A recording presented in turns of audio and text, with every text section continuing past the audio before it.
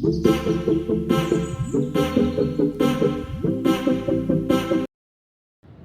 बच्चों, welcome back to learn NCERT.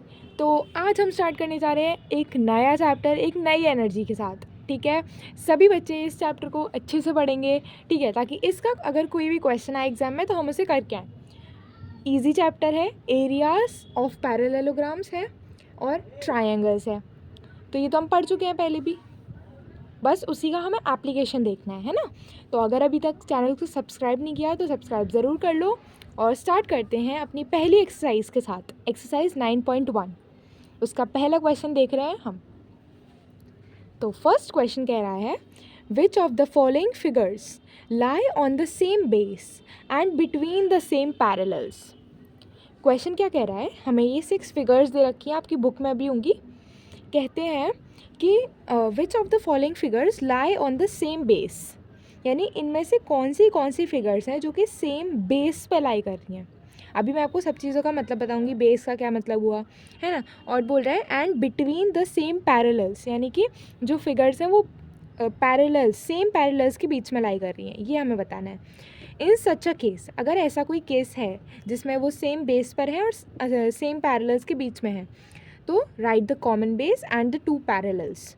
तो हमें उस केस में कॉमन बेस लिखना है और जिन पैरेलल्स के बीच में है ना, वो पैरेलल्स का हमें नाम लिखना है। पैरेलल्स मतलब पैरेलल लाइंस को रेफर कर रहा है यहाँ पे। ठीक, अच्छा आप देखो बेस का क्या मतलब होता है। देखो सबसे पहले मान लो, देखो हमारे पास कोई भी अगर हम माने, जैसे मैंने बोला कि एक ट्रायंगल है, एक ट्रायंगल का जो बेस होता है वो क्या होता है, जिस पर वो ट्रायंगल लाई कर रहा है। मान लो ट्रायंगल इस तरीके से है, यानी कि इस ट्रायंगल को अगर हम ध्यान से देखें तो ये ट्रायंगल देखो, इसका आधार यानी कि ये किस पर टिका हुआ है, ये इस वाली लाइन पर टिका हुआ है ये, यानी कि हम ऐसे मान सकते हैं कि ये इसका बेस हो गया। अगर मैंने इस ट्रायंगल को नाम दिया ABC, तो इसका बेस हो गया BC।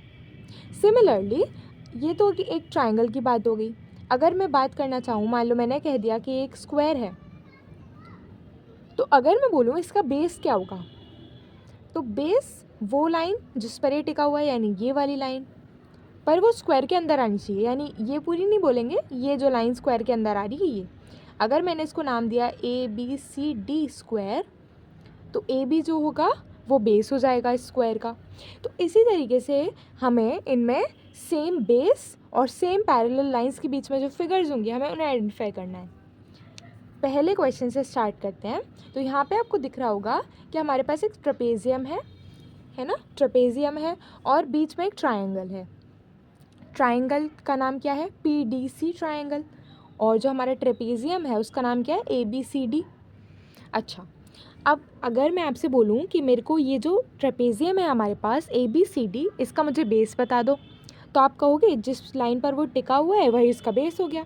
यानी अभी के लिए ये सोचो कि यहाँ पे ये ट्रायंगल नहीं है।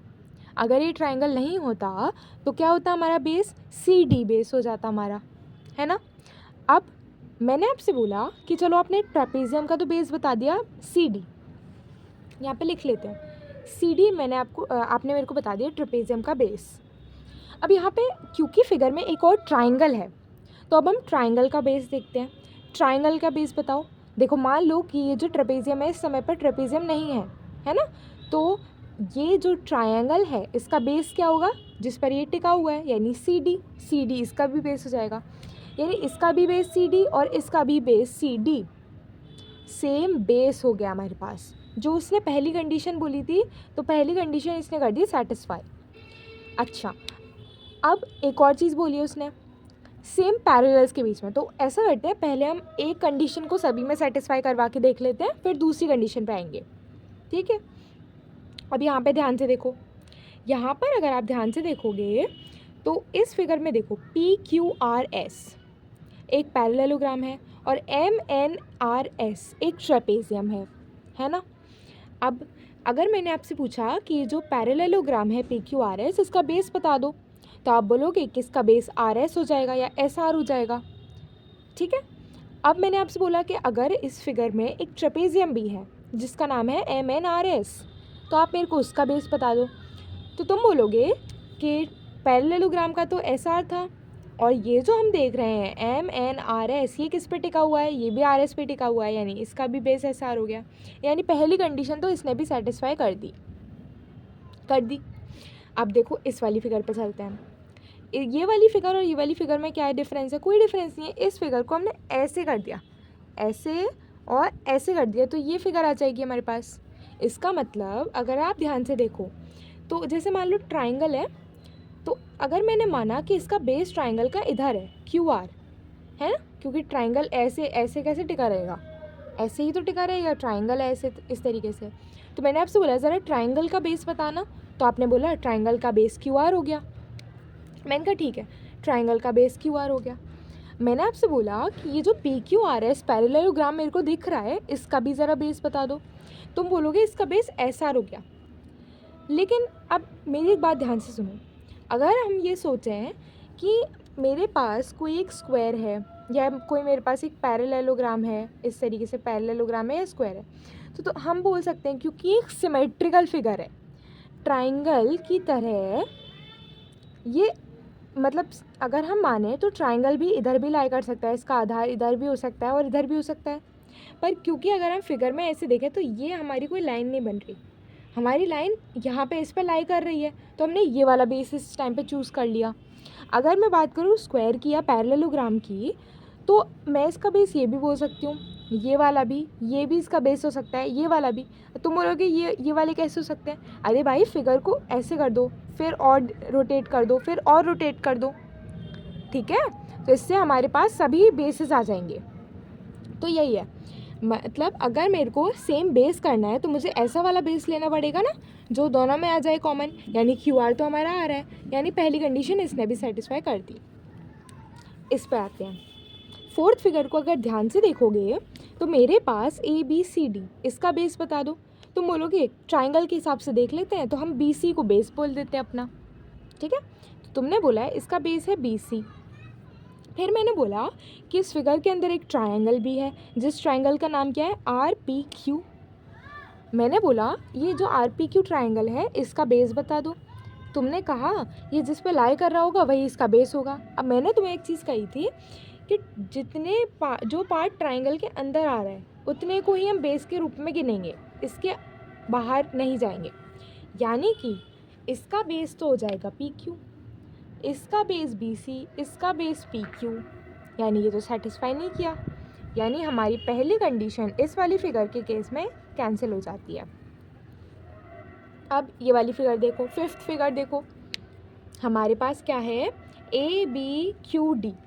देखो हमें क्या करना है, इसमें प्रूव करना है बेसिकली, तो हम ऐसी चीज़ों को लेंगे जिससे हमारा प्रूव हो जाए। अब तुम कहोगे इसको अगर हमें प्रूव करना था तो हम और कोई साइड्स ले सकते थे, तो देखो तुम कोई भी साइड ले लो, वो कोई भी साइड इस पर सेटिस्फाई नहीं कर रही है, ठीक है। अब इस फिगर को देखो, मैंने बोला A B Q D, A B Q D, इसका ज़रा मेरे को बेस बता दो। तुम बोलोगे बेस इसका बी क्यू मान सकते हैं या डी क्यू मान सकते हैं या ए डी मान सकते हैं या ए बी मान सकते हैं। तो मैंने बोला ऐसा कुछ देखो जिससे कि मेरा बेस सेम हो जाए। तुमने बोला ए डी मान सकते हैं, क्योंकि ये जो हमें दिख रहा है ना A P Q D, sorry A P Q D, तो ये वाला है, और ये वाला जो है वो ए बी सी डी है। तो तुमने बोला कि ए डी को हम बेस मान लेते हैं, क्योंकि पी क्यू ए डी भी तो ए डी पे लाई कर रहा है, यानी दोनों का बेस सेम हो जाएगा, तो यानी इसने भी पहली कंडीशन सेटिस्फाई कर दी। इसमें देखो, इसमें मेरे पास एक तो है पी क्यू आर एस, एक मेरे पास ए बी सी डी है। तुम कोई सी भी साइड ले लो यहाँ पर, लेकिन तुम्हारा सेम बेस कभी भी नहीं आएगा। तुमने बोला पी क्यू ले लो, पी क्यू लोगे तो इसका जब बेस निकालने जाओगे तो वो ए बी आ जाएगा, यानी तब भी नहीं हो रहा सेटिस्फाई। ये वाली ले लोगे, इसमें क्यू आर बोला तुमने, बी सी आ जाएगा इस वाले केस में, ये भी नहीं हुआ, यानी पहली कंडीशन इन दोनों ने सेटिस्फाई नहीं करी। ये तो हो गई मेरी सेम बेस वाली कंडीशन। अब चलते हैं सेम पैरेलल लाइंस के बीच में लाई करने वाला, सेम पैरेलल लाइंस के बीच में लाई करने वाला, तो इसे और देख लेते हैं। यानी कि जो हमारी फिगर है ना वो सेम पैरेलल लाइंस के बीच में हो। अगर ध्यान से देखोगे पहली फिगर को, तो तुम बोलोगे कि एक ट्रेपेजियम है, तो उसमें ए बी और सी डी पैरेलल होंगे? मैंने बोला हाँ बिल्कुल होंगे। तो ए बी और सी डी पैरेलल है, ठीक है। अब मैंने बोला कि क्या P C D parallel lines के बीच में लाई कर रहा है? तुमने बोला हाँ बिल्कुल लाई कर रहा है। यानी इस केस में हमारे पास सेम बेस भी है और सेम पैरेलल लाइंस भी हैं। तो उसने क्या बोला था, अगर ऐसा कोई केस हो जिसमें सेम बेस भी हो और दूसरी कंडीशन भी सेटिस्फाई कर दे, यानी कि सेम पैरेलल लाइंस के बीच में हो, तो हमें कॉमन बेस का नाम लिखना है और जो पैरेलल्स हैं उनका नाम लिखना है। यानी कि इस केस में हमारा बेस क्या हो जाएगा, डी सी, और हमारी पैरेलल लाइंस कौन कौन सी हो जाएंगी, एक ए बी और एक सी डी। ए बी हो जाएगी और सी डी हो जाएगी, ठीक है। अब इस पे चलो, इसमें हमारे पास बेस तो सेम था जैसा तुमने बताया था। अब ध्यान से देखो, तुम बोलोगे पैरेललोग्राम है तो इसमें पी क्यू और आर एस पैरेलल होंगे और पी एस और क्यू आर पैरेलल होंगे। मैंने बोला बिल्कुल सही। अब तुम बोलोगे कि ये ट्रेपेजियम है, अब ट्रेपेजियम में एम एन और एस आर पैरेलल होंगे। तो मैंने बोला कि ये जो तुमने बताया वो तो ठीक है, लेकिन क्या इनका जो पैरेलल है, जो दोनों पैरेलल लाइंस हैं वो सेम है? तुम बोलोगे नहीं, इसकी पैरेलल लाइन एम एन और एस आर है, इसकी पी क्यू और एस आर है, यानी इसमें तो दूसरी कंडीशन सेटिस्फाई नहीं हुई। थर्ड फिगर पे चलते हैं। तो मैंने बोला था ये फिगर और ये फिगर सेम है, इसको मैंने 90 डिग्री रोटेट करके ऐसे रख दिया बस, ठीक। अब इसमें अगर ध्यान से देखोगे तो पी क्यू आर एस एक पैरेललोग्राम है, हाँ। इसकी पैरेलल लाइंस क्या होंगी, पी क्यू और एस आर और क्यू आर और पी एस, है ना। अब मैंने बोला कि क्या ट्राइंगल इनके बीच में लाई कर रहा है? तुम बोलोगे हाँ कर रहा है। अगर मैंने लिया पी एस और क्यू आर को तो ट्राइंगल तो इनके बीच में लाई कर रहा है, जैसे कि इस केस में हुआ था। यानी कि अब हम इसका सेम बेस और जो सेम पैरेलल लाइंस है उन्हें लिख देते हैं। तो यहाँ पे हमारे पास बेस क्या है, क्यू आर है, हमारे पास बेस क्यू आर है, और पैरेलल लाइंस क्या है, पैरेलल लाइंस क्या है, पी एस और Q R. P S is parallel to Q R, ठीक है। ये हो गया हमारा थर्ड पार्ट। अब फोर्थ पार्ट में देखोगे तो हमारी पहली ही कंडीशन सेटिस्फाई नहीं करी, तो हम सेकंड कंडीशन को चेक नहीं करने वाले, ठीक है। क्योंकि अगर उसने बोला है कि अगर दोनों चीज़ें हमारे पास सेम हो जाए तभी हम जो कॉमन बेस है और जो पैरेलल है उनका नाम लिखेंगे। तो हमारे पास पहली ही कंडीशन सेटिस्फाई नहीं हो रही तो हम आगे नहीं जाएंगे। फिफ्थ केस को देखते हैं। अब तुम बोलोगे फिफ्थ केस में अगर हम ध्यान से देखें तो हमारे पास बेस क्या था, तुम बोलोगे बेस था ए डी, हाँ। फिर मैंने बोला कि अच्छा आप बताओ कौन कौन सी पैरेलल लाइंस के बीच में ये लाई कर रहा है। अगर हमारे पास सेकंड कंडीशन सेटिस्फाई हो गई तो हमारे हो जाएगा। तो तुम बोलोगे, एक तो देखो अगर फिगर को ध्यान से देखोगे तो तुम बोलोगे कि ए बी सी डी था हमारे पास और ए पी क्यू डी था हमारे पास। मैंने बोला हाँ। अब तुम बोलोगे कि मैंने क्या किया, ए डी और बी क्यू को बी सी को पैरेलल कर दिया और ए डी और पी क्यू को कर दिया। मैंने बोला कि ये सेकंड कंडीशन को सेटिस्फाई करेगा। तुमने बोला कैसे? तो देखो अगर हमारे पास ए बी सी डी को अगर ध्यान से देखोगे, ए बी सी डी को, है ना, ये पैरेललोग्राम बन रहा है, यानी ए डी और बी सी पैरेलल होंगे। अब अगर मैंने इस पैरेलल लाइन को ज़रा सा एक्सटेंड करके बी क्यू तक पहुंचा दिया तो यानी ये पूरी भी पैरेलल ही होगी। ये मैंने तुमको बताई थी प्रॉपर्टी जब हमने पिछला चैप्टर किया था, अगर वो नहीं देखी है तो एक बार देख लो उसे, ठीक है।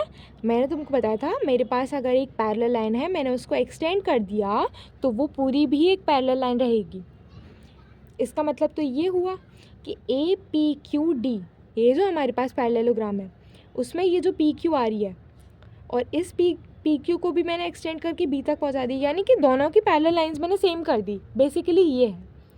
तो इस केस में तुम बोलोगे हाँ हमारी दोनों कंडीशन सेटिस्फाई हो रही हैं। सो हमारा बेस क्या आ जाएगा, ए डी, और हमारी जो पैरेलल लाइंस होंगी, हमारी जो पैरेलल लाइंस होंगी वो कौन कौन सी होंगी, A D parallel to B Q. देखो बी क्यू लिखोगे पूरी तो पूरा आ जाएगा इसमें, ठीक है। So this was our question number 1 of exercise 9.1। हमारी एक्सरसाइज फिनिश हो गई है। नेक्स्ट वीडियो में will move on to exercise 9.2। So bye bye.